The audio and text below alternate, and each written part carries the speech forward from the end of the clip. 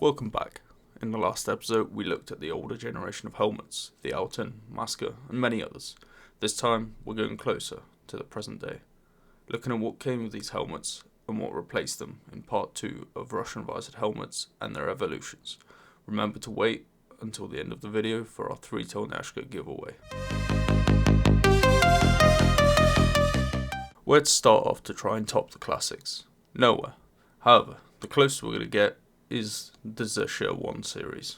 Known for being a cheap choice of visored helmets in Escape from Tarkov, it was originally designed by Classcom in 1990 and was distributed to various units of the Ministry of the Interior. It can also be found in images of modern Russian police and has many variants introduced throughout its time. As with most helmets, it's designed to protect users' head from blunt damage, firearms and shrapnel impact, with the main consistency of the helmet being aramid fabrics.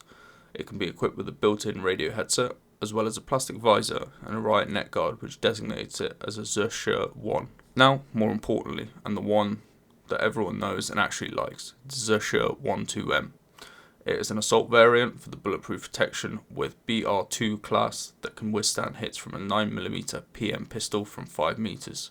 The huge bonus this helmet provides over the Alton is the field of view from its visor over the limited visibility from the Masker and the Alton series, having a fully see-through visor. And in situations where a split second of vision can change the course of the fight, this could prove invaluable to the user. The visored ZSH-1-2M weighs between 3.5 kilos to 4 kilos, depending on its size of the helmet and if you were to have a radio attached or not to it. Side note, a fast helmet variant was shown at Millex 2017 Expo known as the ZSH-1U, however the widespread use of it is unreported.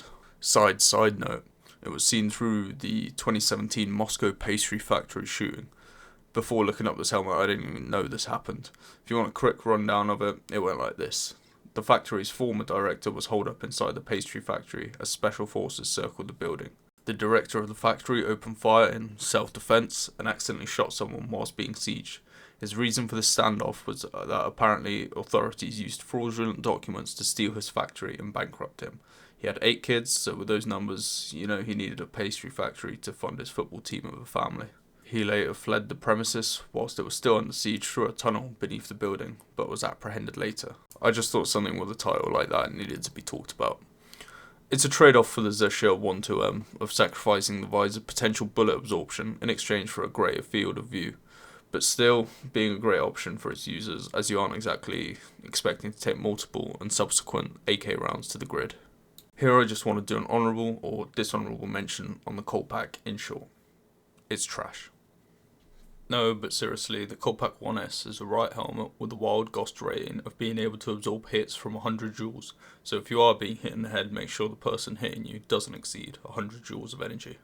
The Colt Pack has many variants, most of which are really mid, if anything, and not really to be taken seriously as anything other than just a bigger hard hat, or something to reflect small bits of shrapnel.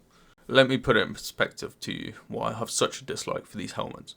Around 2017, a relative of mine had a small garage. One day, behind that garage, someone decided to go ahead and dump 20 to 30 of these Colt Pack 1Ss, like it was landfill site, for some trash helmets.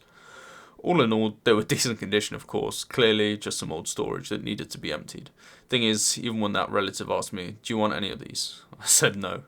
Not because I'm against having 20 to 30 helmets. I mean, if it was 20 to 30 6B47s being dumped, I would have been all over that. No, because these helmets are finally returned to their home, their natural habitat, the trash, and I, for one, would not want to disturb them in their rightful place. The next helmet we got online is the old Kiver-M, designed and manufactured by the gang who brought you such classics as Defender 2 and Kiver-RSP. Ooh, Fort Technology. These were originally designed to be used by the Special Forces law enforcement agencies of the Russian Federation. It provides all-round protection from the Stechkin automatic pistol, bullets from Luger Parabellum cartridges and fragments at a speed of 570 meters per second. The unique part of this helmet comes in its multi-component protective structure that is supposed to almost completely absorb the impact impulse of the bullet transmitted to the head and the spine, which, along with a high bullet-resistant margin, according to Fort, ensures zero injury. How believable that is, I don't know, but it's definitely a cool design philosophy to go by to try and reduce the force impact of the bullet. When originally being designed, the mass and dimension characteristics of the helmet were optimized by computer modeling of the shape, which made it possible for the reduced inertial loads on the head, and for it to be able to use the Kiver without any medical time restrictions, unlike the heavier, older visored helmets. The Kiver-M can be equipped with a quick-release polycarbonate visor and a radio communications headset located in the liner or on the outside of the helmet. It also comes in pretty light at almost 1.6 kilos, so roughly the same as the Colpack 1S, just not being complete garbage like the Colpack 1S. Okay, I'll stop with the Colpack hate. A really cool alternate design to try and have a stopgap between actual legitimate ballistic protection for a helmet whilst keeping it relatively light. The fact your head isn't burdened with 4 kilos is also a massive bonus with this helmet, as after half an hour the Alton will get damn heavy. The last one I'll cover in this video will be the ZSH-1 the Vulcan or the Volcano. For the purpose for not having to say that any more than I have to, I'm calling it the Volcano from now on.